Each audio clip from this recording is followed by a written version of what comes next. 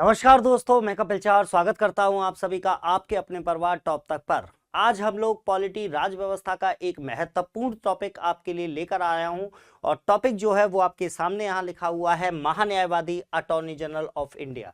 आज हम बात करने वाले हैं भारत के महान्यायवादी की। आज एक छोटे से वीडियो में भारत के महान्यायवादी को हम लोग पूरी तरीके से जानेंगे, जिससे आपका कोई भी क्वेश्चन इसके बाहर ना जाए।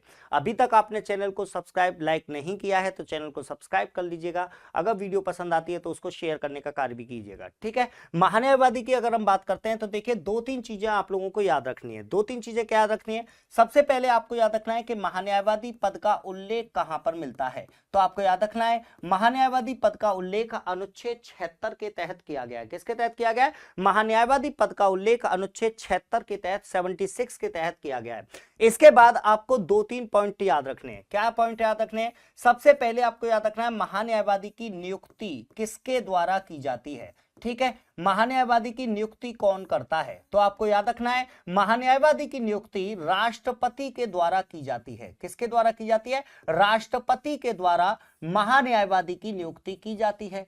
आपको यह भी याद रखना है कि महान्यायवादी किस व्यक्ति को बनाया जा सकता है, यानी महान्यायवादी बनने के लिए योग्यता क्या होनी चाहिए। तो आपको याद रखना है कि महान्यायवादी पद पर किसी भी व्यक्ति को तब बिठाया जा सकता है या महान्यायवादी बनने के लिए योग्यता चाहिए सुप्रीम कोर्ट का न्यायाधीश बनने की योग्यता। ठीक है, यदि किसी व्यक्ति में सुप्रीम कोर्ट का न्यायाधीश बनने की योग्यता है तो उस व्यक्ति को राष्ट्रपति के द्वारा महान्यायवादी के पद पर नियुक्त किया जा सकता है। अब आप कहेंगे सर, सुप्रीम कोर्ट का न्यायाधीश बनने की क्या योग्यता होती है? तो बहुत सिंपल शब्द में याद रखेगा। पहला पॉइंट है वह भारत का नागरिक हो। दूसरा पॉइंट है कि वह एक या अधिक उच्च न्यायालयों में 5 वर्षों तक न्यायाधीश का कार्य कर चुका हो, अथवा अगर ये नहीं है तो तीसरी जो अगली योग्यता है वो आपकी है कि वह एक या अधिक उच्च न्यायालयों में 10 वर्षों तक अधिवक्ता के रूप में, वकील के रूप में कार्य कर चुका हो।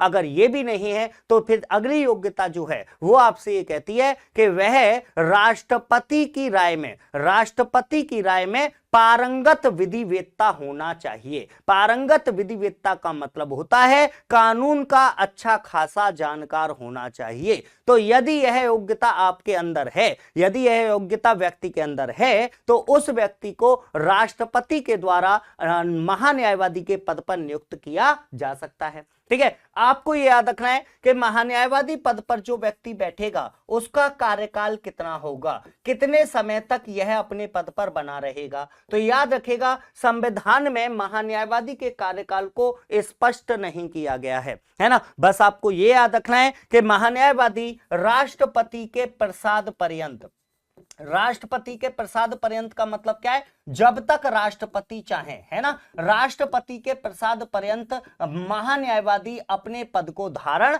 कर सकते हैं। इसके बाद आपको याद रखना है, अगर आपके महान्यायवादी चाहें तो यह अपने कार्यकाल से पहले ही, है ना, ये त्याग पत्र भी दे सकते हैं। अब कहेंगे आप त्याग पत्र किसको सौंपेगा? तो आपको याद रखना है, महान्यायवादी राष्ट्रपति को अपना त्याग पत्र सौंपते हैं। किसको सौंपते हैं? महान्यायवादी राष्ट्रपति को अपना त्याग पत्र सौंपते हैं। इसके बाद आपको याद रखना है, इनका वेतन भत्ता क्या होता है? तो याद रखेगा, इनके वेतन और भत्ते को भी स्पष्ट नहीं किया गया। ठीक है, यह किसके ऊपर डिपेंड करता है? यह राष्ट्रपति के द्वारा निर्धारित किया जाएगा। राष्ट्रपति यह निर्धारित करेंगे कि इनको क्या वेतन, क्या भत्ते प्राप्त होंगे, है ना। महान्यायवादी के बारे में आपको याद रखना है, महान्यायवादी भारत में कानून के सबसे बड़े अधिकारी होते हैं, है ना। भारत में कानून के सबसे बड़े अधिकारी होते हैं। इनका प्रमुख कार्य भारत सरकार को कानूनी सलाह या विधिक सलाह उपलब्ध कराना है।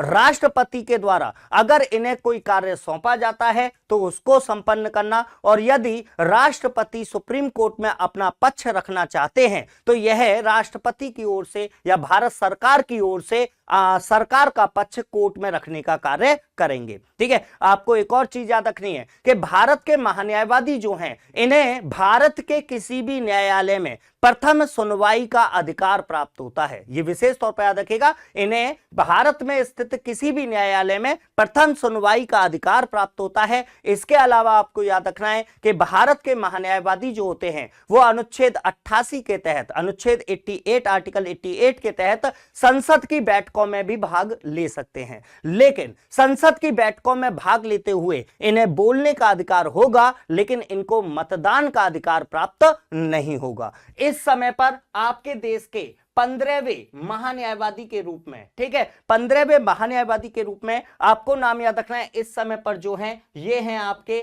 वेणुगोपाल जी। ठीक है, जो आपके 15वें महान्यायवादी पद पर हैं, तो आपको याद रखना है वेणुगोपाल जी जो हैं, के वेणुगोपाल जी जो हैं, है ना, पूरा नाम इनका के वेणुगोपाल। के वेणुगोपाल जो हैं ये भारत के 15वें महान्यायवादी हैं, जो आपके जून 2017 से, याद रखिएगा, जून 2017 से अपने पद पर अभी तक बने हुए हैं। अगर आपसे पूछा जाए भारत के प्रथम महान्यायवादी कौन थे, तो आपको याद रखना है भारत के प्रथम महान्यायवादी के रूप में एमसी सीतलवाड़ के नाम को आपको याद रखना है। एमसी सीतलवाड़ जो हैं ये भारत के प्रथम महान्यायवादी थे और इनका कार्यकाल अब तक सबसे लंबा कार्यकाल रहा है 1950 से लेकर 1963 तक। ठीक है, अगर आपसे पूछा जाए कि ऐसे कौन से महान्यायवादी हैं जिनका कार्यकाल सबसे अधिक रहा था, तो एमसी सीतलवाड़ जी। इसके अलावा आपको याद रखना है, अगर क्वेश्चन ये आ जाए सबसे छोटा कार्यकाल किसका रहा है, तो सबसे छोटा कार्यकाल सोली सोराब जी। ठीक है, सोली सोराब जी जो हैं इनका अब तक सबसे छोटा कार्यकाल रहा है 1989 से 90 तक, मतलब लगभग 1 साल के आसपास रहा था। ठीक है, तो ये आपके महान्यायवादी पद के बारे में आपको इतनी सारी चीजें याद रखनी है, इसके बाहर आपका प्रश्न नहीं जाएगा। अगर वीडियो अच्छी लगी हो तो इसे शेयर कीजिएगा, चैनल को लाइक और सब्सक्राइब करना मत भूलिएगा। अगली वीडियो में आपसे दोबारा मुलाकात होगी। जय हिंद, जय भारत।